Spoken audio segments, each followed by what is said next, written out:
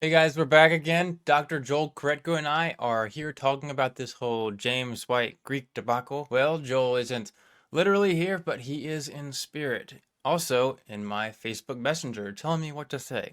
Anyways, as I'm sure you know, we made a debate review of Leighton Flowers and James White's debate, where we pointed out things we would change about the discussion. James White responded, saying all kinds of stuff, couldn't remember our names, Again, don't even remember his name. Never heard of him. mentioned something about Greek grammar. Well, of course, we responded because that's just the YouTube thing to do, right? Wrong. We responded because truth is important. Today, we are responding again because we messed up. We misunderstood some things James White said and don't want people to have the wrong image of James White. So here goes to fixing things. Just to give a little recap in the debate, James White says, We've already covered all of this, but I will just correct one error in Dr. Flower's closing statement. He tried to identify hearing, the one hearing and learning. He didn't seem to understand those are participles, they're not finite verbs. And so he was in error about his application at that point. to which Dr. Kretko responded, I face palmed within myself when I heard that. in response to our video, James says, And so they played their first clip, and it included my just in passing making reference to the presence of two present participles. And they stopped the clip, and he goes, "No, I want to be nice here. But I still get the feeling that White really understands languages at all, because there's lots of different ways to say things." And later on, he says, "I'm getting ahead of myself here," but at the end of the debate, when he criticizes Leighton Flowers for what he said about when he talking about active verbs, and when he talks about participles, it's just really clear he just does not understand linguistics. And I'm sitting here going, reach forward, click, no reason to continue. Why? Well, a couple of things. I explained the importance of the present participles in John 6 in my book, Drawn by the Father, 33 years ago. And it was painfully clear that neither of these guys have ever taken the time to read anything I've written on this subject. Potter's Freedom, Drawn by the Father, God's Sovereign Grace, nothing. And so he's sitting here going, wait, it just doesn't understand linguistics, when he hasn't done the homework enough to know what he's even talking about.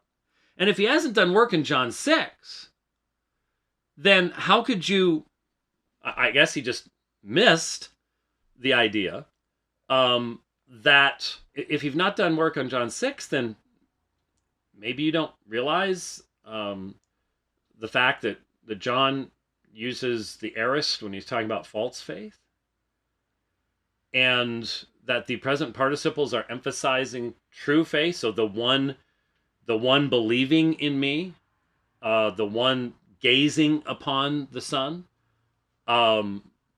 these types of things. You're just not even aware of it, but that's my ignorance, not your ignorance, because you didn't do your homework. And then the representation of my correction of Leighton's error was just a complete misunderstanding. He didn't even bother to listen carefully to the debate. So it's like, why bother? There's no reason to do so. in our response to his response, we thought he was saying that whenever the author of John would use an aorist tense of the word for belief, that the word referred to false faith. When he said the word false faith, he would be thinking of someone that was believing but eventually disbelieving. We thought that James was thinking that aorist equals false belief. We were wrong about that. After some comments from thoughtful listeners, we realized we misunderstood. James White was saying that the writer of the book of John was contrasting true, ongoing faith with false faith. White sees this in the Greek because he sees that the present participle of belief is used most often in a situation where there is true faith, and therefore concludes that John must be using the present participle of belief to signify that true belief is occurring. Just to be clear, we agree that the present participle of belief is used to refer to true faith. Regarding false faith, James thinks that whenever John mentions false faith, he uses the aorist tense, and therefore concludes not that every time the aorist is used that it refers to false faith, which was our original mistake in understanding. No, James concludes that the Gospel of John specifically uses the aorist tense whenever there is a situation about false faith in order to contrast false faith and true faith. James' position is that the Gospel of John specifically uses the aorist tense whenever there is a situation about false faith in order to contrast false faith and true faith. He recently spent some time on Twitter explaining in detail what he sees as the 3 instances where the aorist tense of false faith is used to contrast that situation with the true faith. Check that out if you're interested. Dr. Joel Correcto responded to James on Twitter. As to his clarified position on the aorist and false faith, it is still problematic. Even if the 3 or so occasions when John talks about people who believe with bad motives are in the aorist tense, and once in the perfect, there are about 27 other occasions where the aorist refers to true faith. This fact strongly suggests that John was not distinguishing his use of tense based on the true or false nature of faith. There is no contrast with the present tense. White's response, book do not make sense, as an analogy. Imagine a massive field with natural green grass. Someone comes and says, "This little 1-foot square is not natural green grass. Someone painted it green. That's why it is green."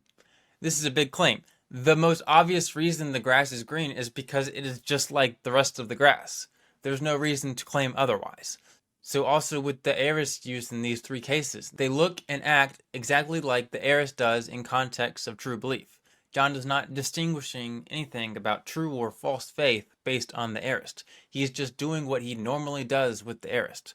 The burden of proof is on James to show otherwise. Okay, one last thing on this aorist topic. It's been absolutely killing us trying to figure out why James would mention all this aorist and present participle stuff when it doesn't seem remotely related to the debate.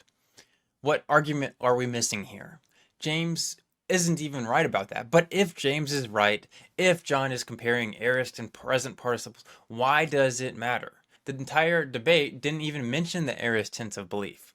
Well, someone on Twitter mentioned to me that he didn't think James was trying to rebut us. He basically said James was just pointing out something that Joel probably didn't know because Joel didn't read James's books. Now, for anyone else, I would be like, no, that's not right. But after watching many hours of videos of James White the past week where he randomly mentions all kinds of things, I think this might actually be right. Watch it again and you tell me what you think. If you've not done work on John 6, then maybe you don't realize the fact that John uses the aorist when he's talking about false faith, and that the present participles are emphasizing true faith. So the one believing in me, the one gazing upon the Son, these types of things. See, White is saying, hey, how dare you critique me without reading my books? So while every other person in the world would add an additional argument from his book that would attempt to disprove the claims we made in the debate review, no. White did something very different. He then decided, hey, I'm going to give you a random Greek fact from my book. You might be thinking, why are you speculating so much? Why not just ask him? Well, we did. We offer many times to chat one-on-one with White. Dr. Kretko has sent many messages to White. White will respond sometimes, but rarely answers the questions being asked, and when he does, they are extremely unclear, like in the comments about the aorist verbs. With that being said, James White also brought some more clarity in regards to what he said in the original debate. This time, he went into more detail regarding our debate review. It seems like he watched more of our review and even remembered Dr. Kritko's name. I'd say that's progress.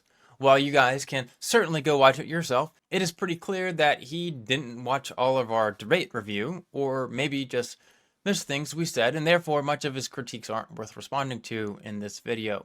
If you watch his video and think that he made a super strong critique of our video, well, I'd recommend watching our debate review again, and you'll probably see our predictive response.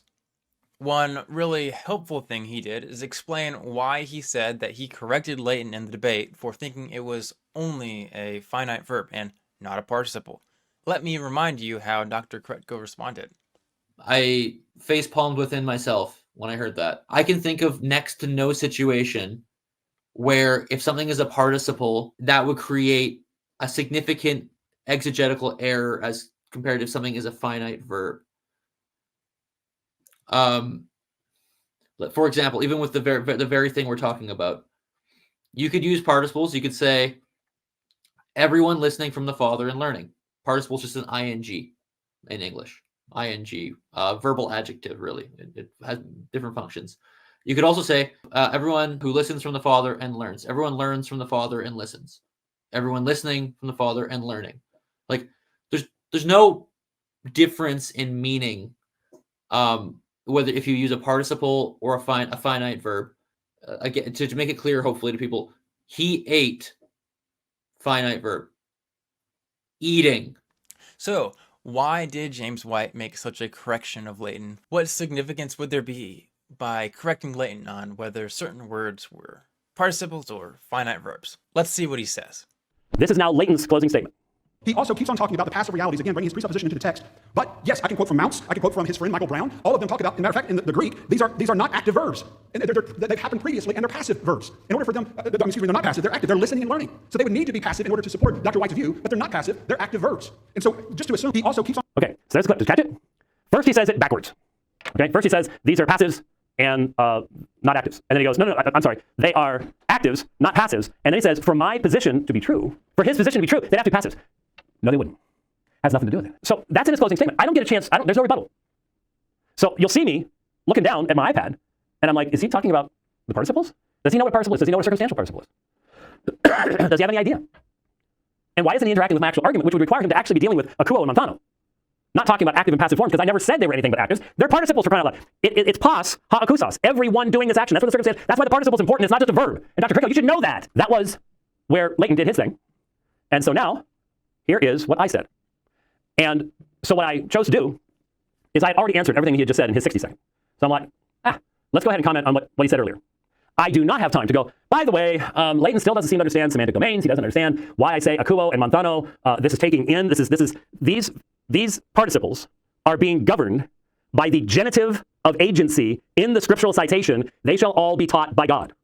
God is the one doing the action, making them didaktoi. That's the fulfillment of the drawing of verse 44. And therefore, everyone who is the recipient of that action hears, learns, and comes to Christ. That's the consistent reading of the text. Okay, so now we know what James White was responding to. Before we get into that, let me remind you that John 6:44a is where Jesus says, "No one can come to me unless the Father who sent me draws them." The next verse says, "It is written in the prophets, they will all be taught by God.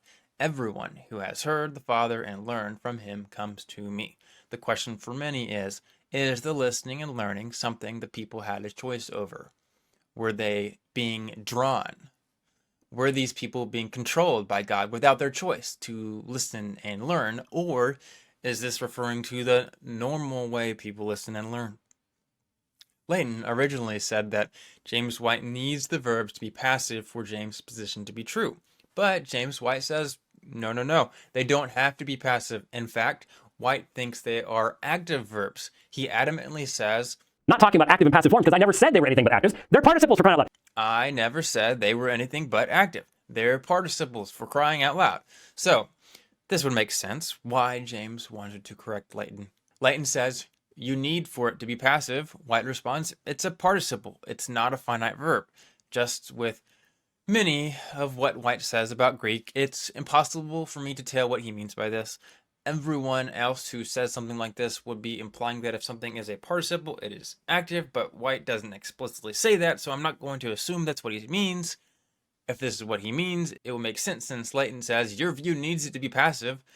If we are reading White correctly, White essentially responds, no, the hearing and learning are active. Now, I don't see how that actually responds to what Leighton says, because it still doesn't show how White's view can be correct, even if it is active. In other words, mentioning that it's active because it's a participle and not a finite verb still wouldn't answer Leighton's critique.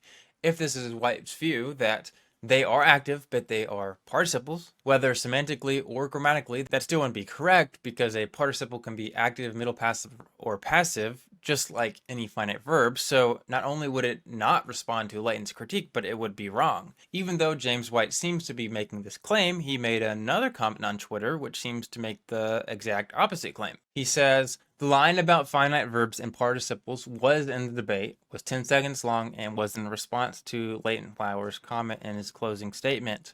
It was not even about active and passive forms, which Leighton Flowers cannot recognize anyways. It was about the meaning of the terms in the context of John 6:45. End quote. So James White says himself that this response was not about active and passive forms, which makes me utterly confused why he would have said that in the video, as if the participle means that it is somehow active. Of course, the entire comment Leighton made was about the active and passive forms, so if White wasn't commenting on the forms, then it would not be a rebuttal to Leighton's claim, and therefore he couldn't be wrong about it. If it was about the meaning of terms in the context of John 6:45, not only would that not make what Leighton said wrong, but simply there being participles and not finite verbs is not an argument towards anything. Either way, even if White's response makes next to zero sense, White is still right that his view doesn't require the words for hearing and learning to be passive. You heard that right. White is right that his view doesn't require for the words for hearing and learning to be passive, because whether a verb is passive or active has no relevance in this discussion to whether the drawing that God does is volitional. In other words, if it is something we have control over. Contrary to James White putting bad motives on Dr. Krutko for not responding to Leighton in the debate review, we did respond to Leighton in the original review and pointed out how the grammatical voice, whether passive or active, has no influence on whether the listening and learning are something that people have control or volition over. I think this is Leighton's point. He cites Brown as well. Now I could be charitable and say, oh, he's referring to like what the type of action this verb is describing is something that somebody like has a volition in doing, and that's what he means by active. But if he's referring to grammatical categories, like a active verb, like I hit a baseball, or a passive verb, I am hit by a baseball. If it's those, like the active, like that actually is completely irrelevant to volition. Like that, those are just that's not how you do interpretation. That's not how language works, right? Like I said earlier, you could say he received a punch to the face. That's an active, like active verb, but it's still not, says nothing about the volition of the person. So whether it's active, passive, middle, that's just a misunderstanding of Greek. How meaning is conveyed in language, and how these different grammatical categories really aren't going to give you anything in that regard. At the same time, we still have one more unanswered question, the question that started all of this. In our original debate review, the original critique that got James White so upset, Dr. Krutko says, what is the difference between a finite verb and a participle? How would Leighton Flowers be wrong because of this distinction? Leighton seems to be confused about the semantic and grammatical discussion, but how does what James said show that Leighton was wrong? It doesn't. Not only because it doesn't actually disprove what Leighton said, but because there is no significant difference between a finite verb and a participle. I should caveat what I'm saying here, because I honestly can't confidently say why James White thought mentioning that the listening and hearing are participles made Leighton wrong. I've watched the most previous video over 20 times. I can't make sense of it. Either he doesn't answer the question, or he's so wrong that it doesn't even look like he's attempting to answer it. Because Dr. Korretko and I really care about representing Dr. White correctly, about understanding the passage. Dr. Korretko has asked White to explain the difference, and he literally won't. White and them have sent numerous messages back and forth, and White answers every other question in the world but this one. Just on Twitter, Dr. Krutko has literally asked 4 separate times how Leighton could be wrong about the comments about participles and finite verbs. Here, here, here, and here. There was someone kind enough to attempt to explain what White was arguing, which was that them being participles is important because Dr. White's point is that the group being drawn is the same group being taught, is the same group hearing and listening. They said the focus is on the group. Whether or not this is what White was referring to, I have no idea. But if true, the comments still make little sense. The same can be said if the hearing and learning are finite verbs. There's no difference in meaning. And if anyone finds out what White actually meant, leave it in the comments. If it's something he argued earlier in the debate, we've probably addressed it in the original debate review, so you can go watch it there. Either way, this will probably be the last response video on this. Next up in the Calvinism discussion, I'm going to have Dr. Joel Kretko on to talk about Romans 9. The more likes this video gets, the faster we will do it, so hit that like button.